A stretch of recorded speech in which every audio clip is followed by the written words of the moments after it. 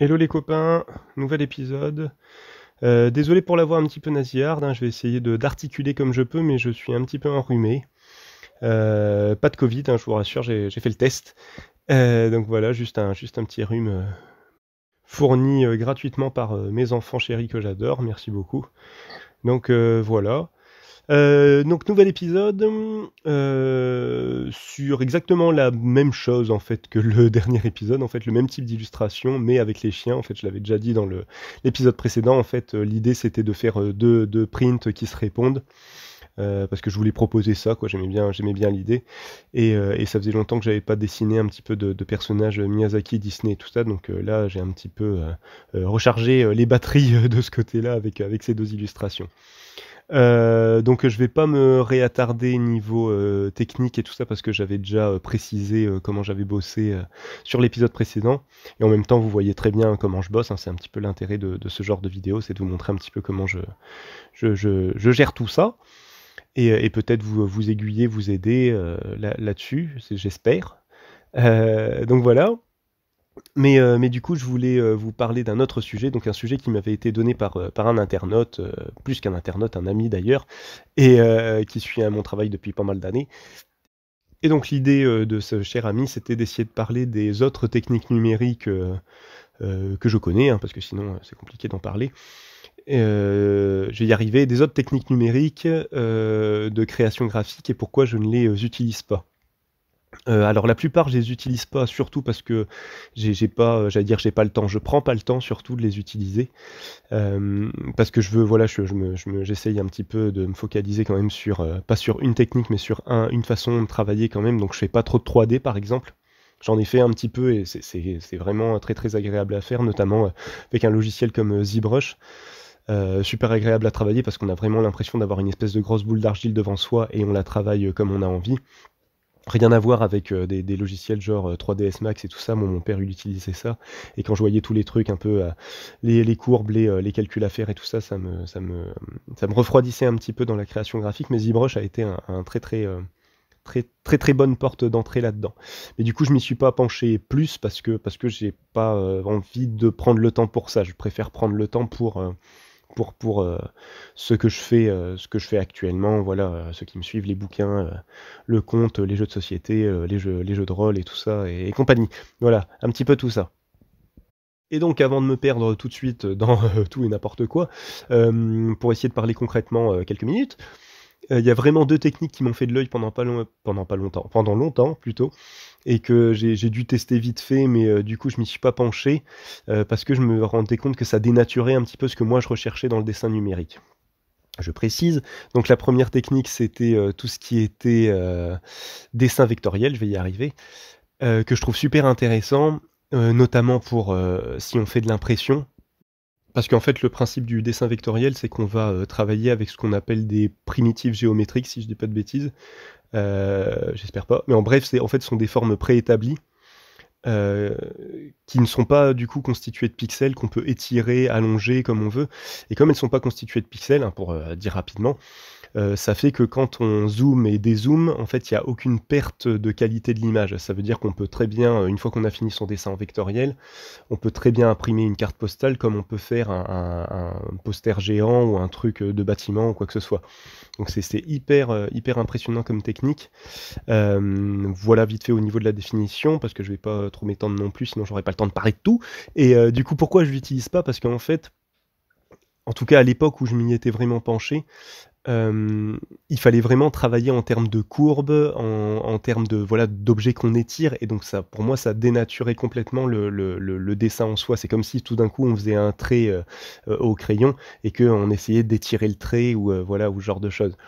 Alors après, ce genre, je dis ça, mais je le fais quand même. Par exemple, quand je fais un croquis et que je vois que la main, je l'ai un peu mal fait, ou ce genre de choses, bah, je prends en numérique, au lieu de gommer comme je le ferais en traditionnel, en numérique, en fait, j'entoure la main, et je la déforme un petit peu pour lui donner le truc que je veux. Mais c'est pas du tout le rendu définitif du dessin, c'est juste une histoire de croquis, une histoire de placement.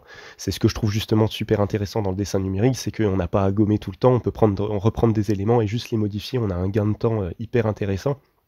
pour après justement pouvoir, comme si on avait un espèce de calque, travailler, son dessin et ne penser vraiment, qu'au trait. On n'est plus dans un truc où: «Ah d'abord il faut que je pense à ma construction», là, ben voilà, on peut tout, j'ai du mal à m'exprimer. On peut tout faire de manière, un petit peu anarchique en numérique et après voilà, une fois que tout est posé, on peut revenir et s'intéresser vraiment qu'au trait, qu'à la peinture, qu'au coup de pinceau ou de crayon qu'on va donner, même s'il est numérique. Moi, c'est vraiment ça qui m'intéresse, dans cette pratique-là, dans le dessin numérique, c'est de pouvoir retrouver un geste qu'on a en traditionnel, mais avec tous les avantages du numérique. Et donc là, forcément, le geste, on l'a plus trop puisque le dessin est un petit peu fort guidé, parce qu'on peut vraiment modifier son trait, comme on veut. Et donc voilà à peu près vite fait, pourquoi j'utilise pas cette technique. Bien que je la trouve vraiment très, très intéressante pour tout ce qui est impression, parce que justement le fait de pouvoir démarrer un dessin, et de s'en foutre complètement de la résolution, des DPI que tu vas mettre dans ton dessin et de te dire: «Bah, voilà, soit je peux faire un petit croquis à la con qui va rester en numérique et on s'en fout, soit je peux tout de suite, commencer à réfléchir à une illustration hyper poussée». Parce que dans tous les cas, je pourrais l'imprimer du format que je veux et même en termes de réalisation de bouquins et tout ça, ce qui moi m'intéresse un peu plus, du coup ça change complètement la donne. Donc j'avoue que ça m'intéresse un petit peu quand même, mais le fait de perdre un petit peu cette espèce de tout est contrôlé en fait, donc tout le lâcher prise un petit peu que tu peux avoir dans le dessin avec les avantages du numérique justement, bah, tu le perds un peu et moi je trouve ça un petit peu dommage. Mais je reconnais tout à fait les vertus et le talent, de ceux qui utilisent cette technique. L'autre, technique que j'ai un peu plus de mal à utiliser, je sais pas exactement quel nom ça a, je pensais que c'était du matte painting, mais pas du tout, mais en fait c'est utilisé souvent en matte painting. Je m'explique, en fait, c'est le fait de prendre des éléments du décor, d'un décor, photographique qu'on aura trouvé, sur internet, voilà des images et après s'en servir juste pour faire un espèce de voilà de collage. C'est souvent utilisé pour du paysage, j'ai vu ça beaucoup et en fait on utilise, juste, des éléments de différentes images qu'on a trouvées donc très réalistes, hein, du coup, parce que c'est de la photographie la plupart du temps. On a trouvé sur le net, on les associe pour créer un décor et les résultats sont vraiment bluffants, ceux qui maîtrisent ça sont vraiment balèzes.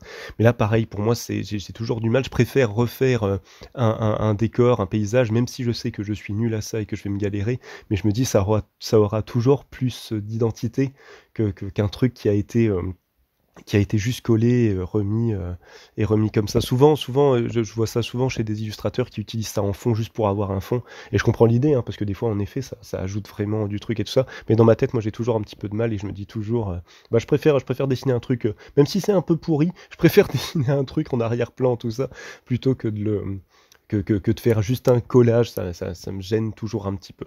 Mais bon après voilà, c'est juste un avis personnel. Alors que voilà, hein? Tu m'as compris.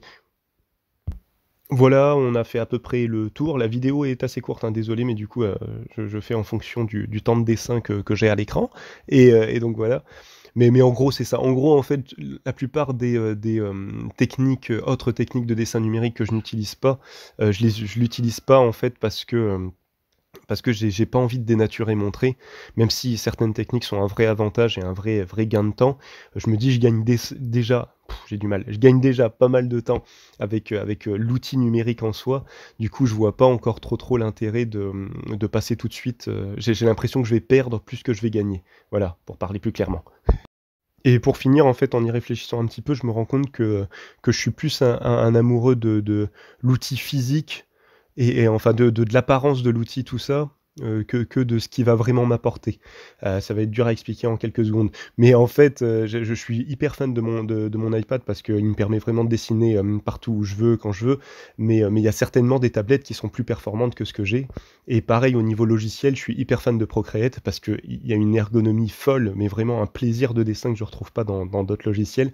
Mais je sais, pour avoir testé d'autres logiciels, que certains sont beaucoup plus performants, beaucoup plus intéressants pour en plus certaines de mes activités. Mais au final, je me rends compte que j'ai juste besoin de quelque chose qui me donne envie de dessiner, qui me mette dans un bon environnement pour dessiner. Après, si c'est un peu plus, compliqué de le faire une fois que c'est lancé, c'est pas trop grave en fait. Bon bref, encore une fois, j'espère que j'ai été à peu près clair. Si t'as des questions, hésite pas comme d'habitude. Bonne journée, bonne soirée à toi et au prochain épisode. Salut!